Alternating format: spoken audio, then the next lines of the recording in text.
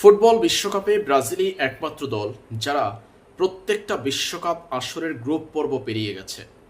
এবার round of 16-এ উঠতে ব্রাজিলকে মাঝে আরও একটা নকআউট পর্বের ম্যাচ খেলতে হয়েছে, সেটা শেষ 32। যেহেতু এবার 48 দলের অংশগ্রহণে চলছে বিশ্বকাপ ফুটবল।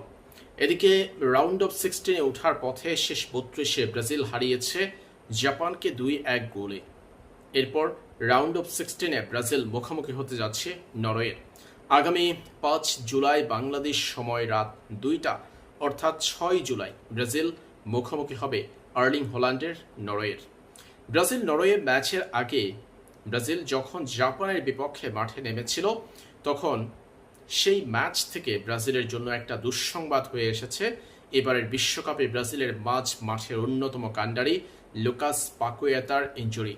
লুকাস পাকুয়েতা নরওয়ের বিপক্ষে ব্রাজিলের ম্যাচটা খেলতে পারছেন না, এটা confederation of Brazil football CBF officially confirm করেছে।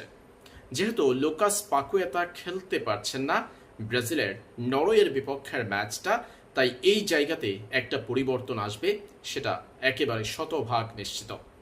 Confederation of Brazil football CBF যখন লুকাস পাকুয়েতার নরওয়ের বিপক্ষের ম্যাচ থেকে ছিটকে যাওয়ার খবরটা জানিয়েছে, এরপর থেকেই একটা খবরে ছয়লাভ হয়ে পড়েছে ব্রাজিলিয়ান সংবাদ মাধ্যম। সেটা হলো নেইমার জুনিয়রের পূর্ণ ফিট হয়ে ওঠার খবর। তারকা ব্রাজিলিয়ান এই উইঙ্গার ইনজুরি কাটিয়ে শতভাগ ফিটনেস ফিরে পেয়েছেন। আজকে এটা ফুটবল দুনিয়ার হট টপিক। নেইমার জুনিয়র ব্রাজিলের অনুশীলনে পুরো সময় অনুশীলন করেছেন। নরওয়ের বিপক্ষের ম্যাচটাই ব্রাজিল মাঠে নামার আগে আরও গুনে গুনে অন্তত 3টা অনুশীলন সেশন আছে ব্রাজিলের আজকের দিনটা সহ। তাই এই 3 অনুশীলন সেশনেও নেইমারকে দেখা যাবে দলের সাথে, এবং পুরোপুরি অনুশীলনে থাকবেন তারকা এই ব্রাজিলিয়ান। নেইমার জুনিয়র নরওয়ের বিপক্ষে ব্রাজিলের শুরুর একাদশে থাকবেন, একাধিক সংবাদ মাধ্যমের তথ্য এমনটা বলছে। কার্লো আনচেলত্তি নেইমারকে নিচ্ছেন, লুকাস পাকুয়েতা দলে না থাকায় তার ভূমিকায় নেইমার জুনিয়রকে দেখা যাবে। নেইমার নরওয়ের বিপক্ষে খেলতে পারেন ফলস 9 হিসেবে। আক্রমণ ভাগ এবং মাঝ মাঠের সংযোগ স্থাপনে নেইমার জুনিয়রকে দেখা যাবে নরওয়ের বিপক্ষে। নেইমার ছাড়াও আরও একটা সুখবর ব্রাজিল ভক্তদের জন্য আছে। হাইতির বিপক্ষে ম্যাচের 40তম মিনিটে হ্যামস্ট্রিংয়ের চোট নিয়ে মাঠ ছেড়েছিলেন রাফিনহা। এরপর স্কটল্যান্ডের বিপক্ষে খেলতে পারেননি জাপানের বিপক্ষে।